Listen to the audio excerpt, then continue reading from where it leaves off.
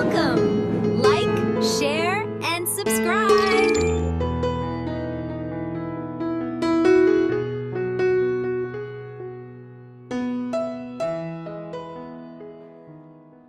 Hello, നമ്മളിപ്പോൾ ഉള്ളത് northern അയർലൻഡിലെ county ഡൗണിലുള്ള Bali Copeland വിൻമില്ലിലാണ് കേട്ടോ.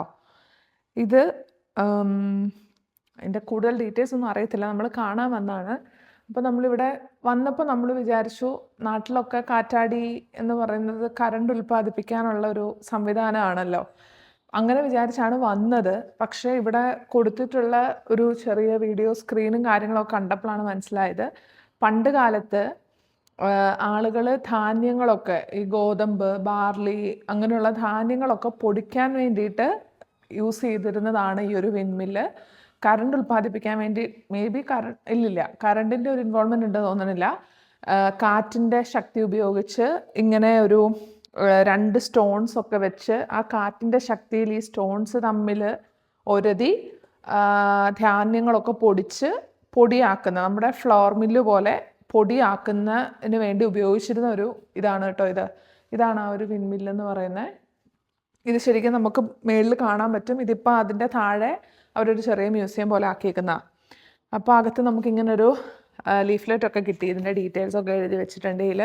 അതുപോലെ അവിടെ ഒരു വീഡിയോ സ്ക്രീനൊക്കെ ഉണ്ട് നമുക്ക് കാര്യങ്ങൾ കാണാൻ. അപ്പോൾ ഇത് കണ്ടോ, ഇതാണ് ഇതിൻ്റെ ഒരു മെക്കാനിസം എന്നാണ് തോന്നുന്നത്. നല്ല വെയിറ്റ് ഉണ്ട്.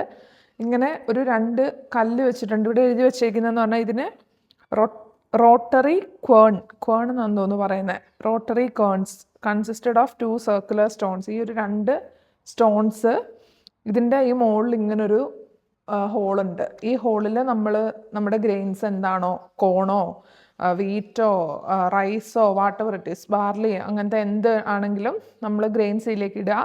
എന്നിട്ട് ഈ ഒരു ഹാൻഡിലുണ്ടല്ലോ മേളിലത്തെ, ഇതിൽ പിടിച്ച് ഇങ്ങനെ കറക്കുമ്പോൾ ഈ ധാന്യം ഇങ്ങനെ പൊടിഞ്ഞു വരുന്ന ഒരു മെക്കാനിസം അതായിരുന്നു. It was less physically demanding than the saddle quern whatever. Okay, അപ്പം അങ്ങനെ അതിൻ്റെ ഒരു ചെറിയൊരു ഇതൊക്കെ ഇവിടെ കാണിച്ചിട്ടുണ്ട്. ഓ, ഇതിനുള്ളിൽ ഗോതമ്പൊക്കെ കിടപ്പുണ്ടടാ, 2-3 നോക്ക്. ആ ഗോതമ്പാണോ ബാർലിയാണോ? എവിടെ മൂലക്കുണ്ട് കണ്ടോ? ഒരു എഫക്റ്റീവ്നെസ്സിന് ഇട്ടതായിരിക്കാം. ഓ, കറങ്ങണ്ടല്ല, നല്ല ശക്തി. ഓ, അപ്പം ഞാൻ കറക്കിയ റൊട്ടേഷൻ വേറെ ആയിരുന്നു. നോക്കട്ടെ.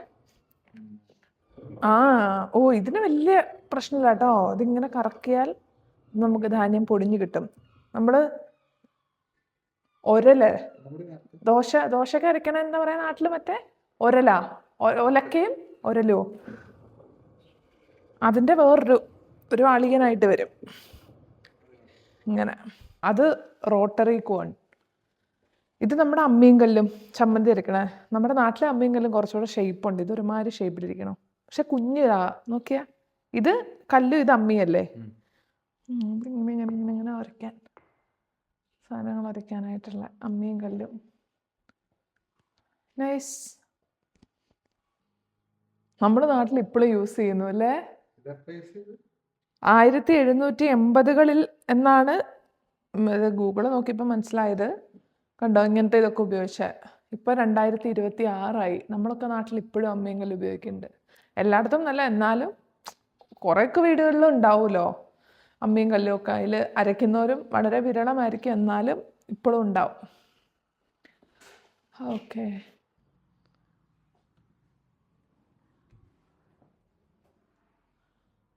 എന്താ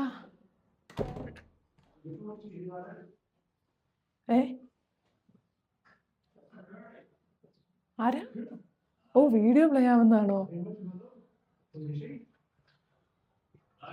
ഓ,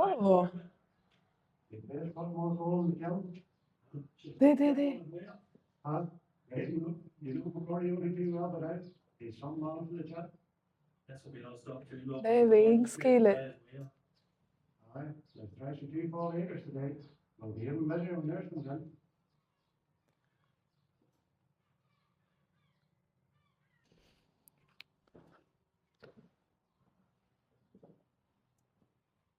ഇതൊരു ഡെമോ പോലെ നോക്കിയേ, ചൂടിന്റെ ഒരു ഡെമോ പോലൊക്കെ വെച്ചിരിക്കണേ. തല നോക്കണേ, ഇടിക്കില്ലേ, ഭയങ്കര ഹൈറ്റ് കുറവാ ഇവിടെ.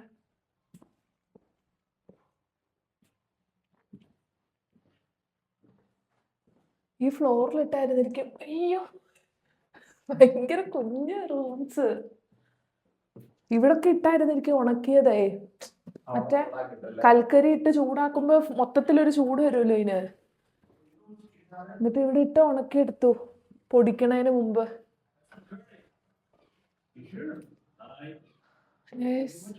വെയിങ് സ്കെയിൽ അതാ ഇവിടെ. Grain arrived at the kiln house, അതാണിത്, by horse and cart to be weighed and recorded. After weighing, the grain was hoisted to the floor above and dried for 8. ഇല്ല, ഇവിടെ അല്ല, മേളില. Floor above and dried for 8 to 12 hours. It was then weighed again and taken to the windmill tower. ഇവിടൊക്കെ വെച്ചിട്ടായിരുന്നു ആളുകൾ ധാന്യങ്ങൾ കൃഷി ചെയ്ത് കൊണ്ടുവരുമ്പോൾ അതിനെ വെയിറ്റ് ചെയ്ത് നോക്കും. ഇതാണ് വെയിങ് സ്കെയില്. ഇതെങ്ങനെയായിരുന്നു വർക്ക് ചെയ്തത് ആർക്കറിയാം. കട്ട വെച്ചിട്ട് അവിടെ സാധനം വെച്ചിട്ടൊക്കെ ആയിരിക്കും. ഇവിടുത്തെ വെയിറ്റ് നോക്കും. എന്നിട്ട് ഇവിടെ ഈ കൽക്കരി ഇട്ട് കത്തിച്ച് ചൂടാക്കി മേളിലത്തെ ഫ്ലോറിൽ കൊണ്ടുപോയി ഉണക്കും. ഉണക്കിയിട്ട് പിന്നെയും വെയിറ്റ് ചെയ്ത് നോക്കും. എന്നിട്ടാണ് ഇതിനെ മറ്റേ വിൻമിൽ ടവറിൽ കൊണ്ടുപോയിട്ട് പൊടിക്കാൻ. Only Copeland windmill has caught the wind and ground the corn for the farmers of East Down for over 200 years. It stands between the sea and Strangford Lough, 1 mile west of the seaside village of Malyle, at a point where the drumlins give way to more measured hills.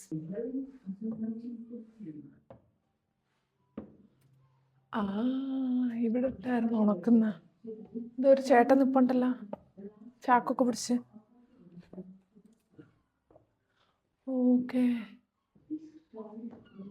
Hello,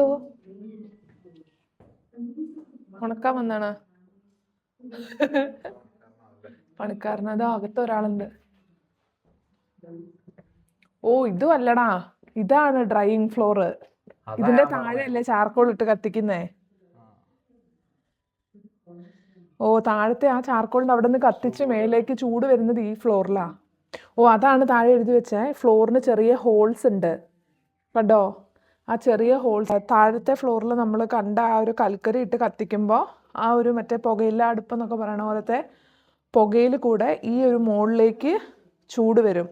അപ്പം ഇവിടുത്തെ ഈ ഫ്ലോറിലൊക്കെ ചെറിയ holes ഉണ്ടല്ലോ, ആ ഒരു ഹോൾസിൽ കൂടെ ആ ഒരു ചൂട് വന്ന് ഈ ഒരു സ്ഥലത്താണ് ധാന്യങ്ങൾ നിരത്തിയിടുക.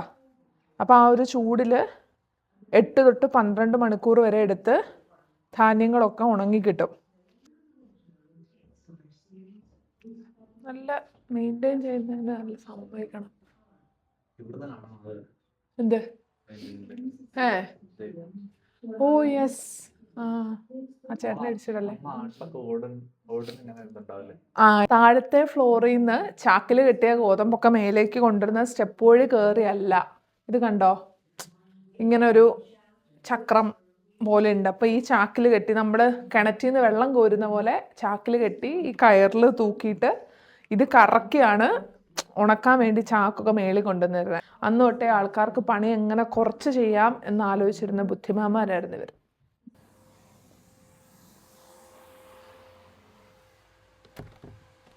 നമുക്കിനി അടുത്ത സ്ഥലത്ത് പോയി നോക്കാമേ.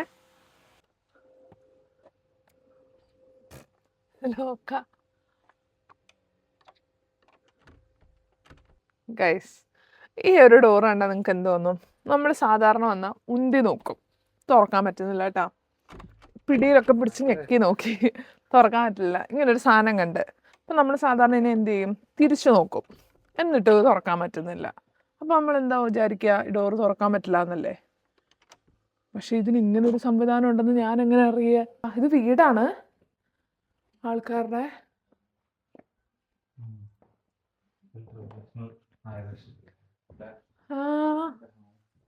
സോഫ ചൂടാക്കണത്, കണ്ണാടി, ബുക്സിന്റെ ഒരു ഷെൽഫ്,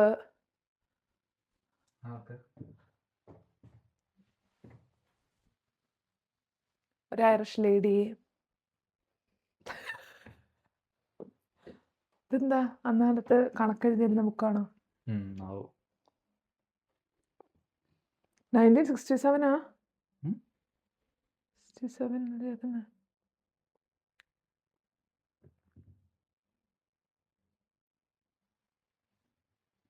ഒരു ചെറിയ ഹോളല്ലേ?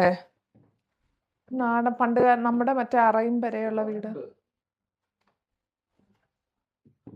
പിന്നെ എന്തോരം കണക്ക് എഴുതിയിട്ടുണ്ടാവും. ഇത് പണപ്പെട്ടിയാണോ? ലോക്ക. ഇത് പേന. ഫാംസ് ഫോർ സെയിൽ 1923 പത്രമാണോ അതോ നോട്ടീസാ? ആർമ റീഗ് by public option. January 1 new ഇയറിൻ്റെ.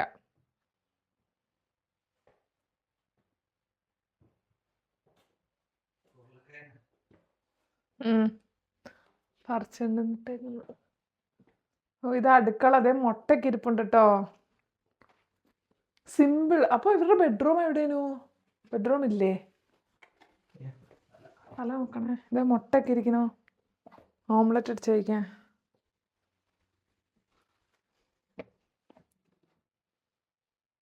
ഇതൊക്കെ എന്തൊക്കെയല്ലേ? ഇതെന്തത്? ഇത് വെയിറ്റ് നോക്കണമായിരിക്കും അല്ലേ? ഇതൊക്കെ വെയിറ്റ് നോക്കണം. ഇത് ചായന്റെ പോട്ട്. ഇതെന്താണോ? പൊടിക്കണാണോ? കുരുമുളകൊക്കെ പൊടിക്കണ ഏതോ?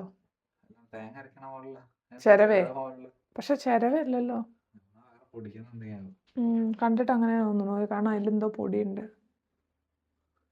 ഇത് മറ്റേ ഇരിക്കാൻ സ്റ്റൂള്. ഈശോ. ഓക്കെ.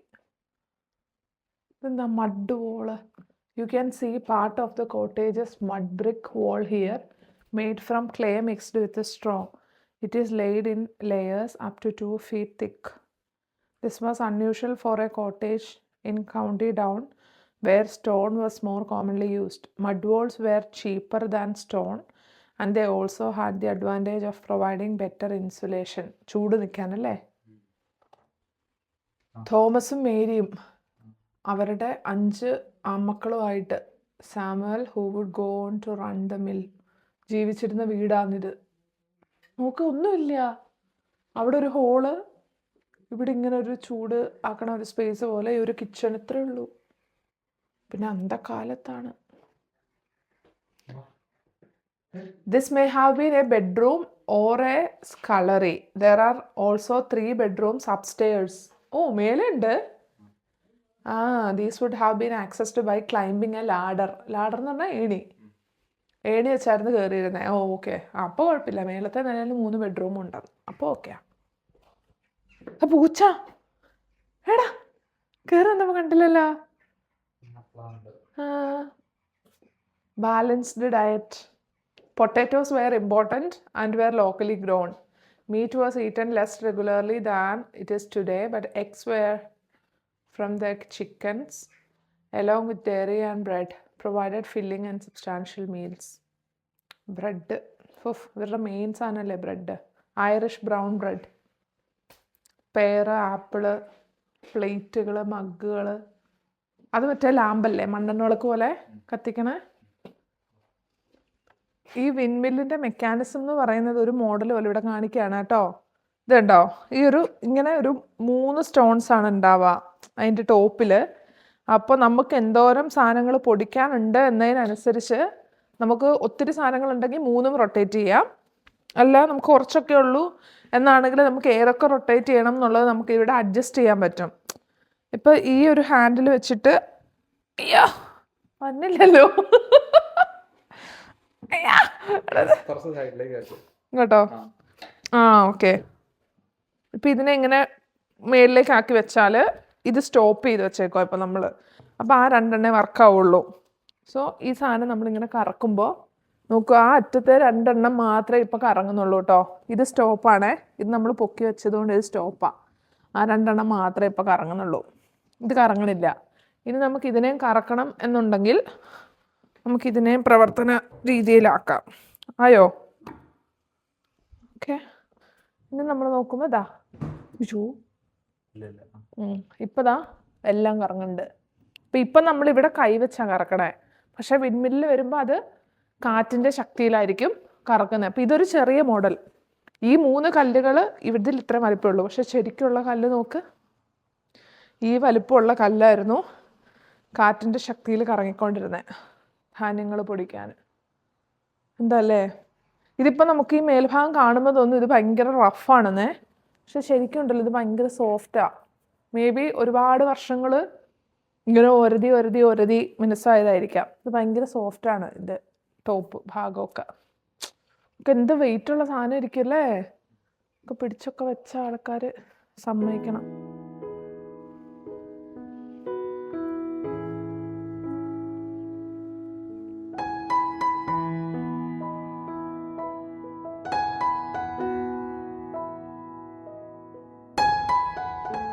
ഇതാണ് നമ്മുടെ വിൻമില്ല് പൊടി എന്താ സാധനങ്ങൾ പൊടിച്ചുകൊണ്ടിരുന്ന സ്ഥലം. നമുക്കിതിനകത്ത് കയറി നോക്കാം കേട്ടോ.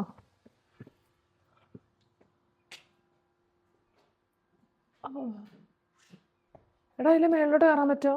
ഇല്ലല്ലോ, അത് ലോക്കല്ലേ. ഞാൻ ഓർത്ത് മൈൻഡ് യുവർ ഹെഡ് എന്ന് എഴുതിയേക്കുന്നുണ്ട്, അപ്പം മേലേക്ക് കയറാൻ പറ്റും.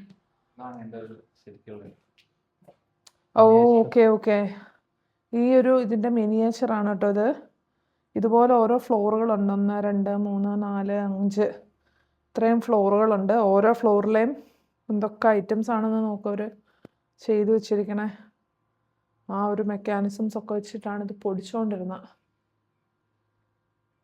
ഇപ്പം ഇത് കണ്ടോ, ഇവിടെ ഓരോ ഫ്ലോറിനും ഓരോ പേരുകൾ കണ്ടോ. Ground floor, grain is first taken to the top floor using the sack hoist.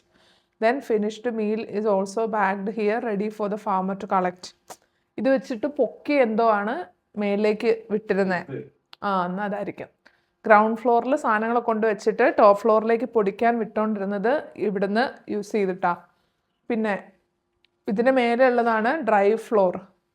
Here the energy from the sails is transmitted to the great spur wheel and taken to each set of millstone above. Okay, ഇതിൻ്റെ മേളത്തെ ഫ്ലോറിൽ നിന്നാണ് വിൻമില്ലിൽ നിന്നുണ്ടാകുന്ന കാറ്റ് ഉപയോഗിച്ച് ആ കാറ്റിനെ എന്താ പറയുക ഈ വീലിലേക്ക് മിൽ സ്റ്റോൺസിന് എന്ന് പറയുന്നത് മിൽ സ്റ്റോൺസിന് റൊട്ടേറ്റ് ചെയ്യാൻ വേണ്ടിയിട്ടുള്ള എനർജി ആയിട്ട് കൺവേർട്ട് ചെയ്തുകൊണ്ടിരുന്നത് ഇതിൻ്റെ മേളത്തെ നിലയിൽ നിന്ന്. അതിൻ്റെ മേളത്തെ നിലയാണ് സ്റ്റോൺ ഫ്ലോറ്. ഇവിടെയാണ് grain mainly oats and wheat is milled using 3 sets of mill stones. നമ്മൾ മുമ്പേ കണ്ട ആ 3 ഇങ്ങനെ സെറ്റ് കല്ല് വെച്ചിട്ട് റൊട്ടേറ്റ് ചെയ്താണല്ലോ പൊടിക്കുന്നത്. ആ സംഭവം നടന്നുകൊണ്ടിരുന്നത് ഇത് ഗ്രൗണ്ട് ഫ്ലോർ. ഇതിൻ്റെ മേളിലത്തെ നിലയിൽ എനർജി കൺവേർട്ട് ചെയ്യുന്നു. അതിൻ്റെ മേളിലത്തെ നിലയിലാണ് ഈ എനർജി ഉപയോഗിച്ച് കല്ലുകൾ വെച്ചിട്ട്, അതായത് 3 സെറ്റ് കല്ലുകൾ ഉപയോഗിച്ച് പൊടിച്ചുകൊണ്ടിരുന്നത്.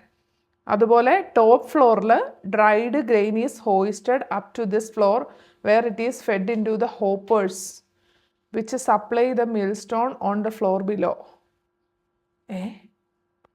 ഓക്കെ, 3ാമത്തെ നിലയിൽ മെയിനായിട്ടും ഓട്സും വീറ്റും ആണ് പൊടിച്ചുകൊണ്ടിരുന്നത് അല്ലേ.